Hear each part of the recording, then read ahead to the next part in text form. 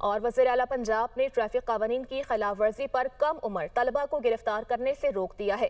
بچوں کو ہتھکڑیاں لگانے پر سخت برہمی کا اظہار کیا۔ 16 سال کے بچوں کو سمارٹ کارڈ اور موٹر سائیکل ڈرائیونگ لائسنس کے اجراء کا اصولی فیصلہ۔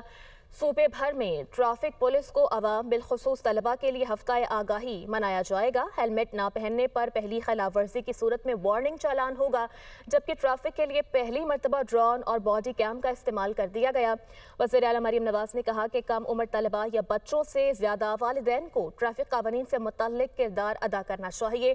ٹریفک قوانین عوام کے جان و مال کی حفاظت کے لیے بنائے جاتے ہیں۔ مزید کہا کہ عوام کو اپنی حفاظت کے لیے عادتوں کو بدلنا ہوگا۔ ٹریفک قوانین پر عمل درآمد یقینی بنانے کے لیے ہر شہری اپنا کردار ادا کرے۔ معصوم بچوں کو نہیں پکڑنا چاہتے مگر قانون کی پاسداری ضروری ہے۔ بچوں کا قصور نہیں، ہم نے انہیں ہیلمٹ پہننے کی عادت ہی نہیں ڈالی۔ والدین بچوں کو روڈ سیفٹی کے لیے ہیلمٹ کی اہمیت اور ضرورت سے آگاہ کریں۔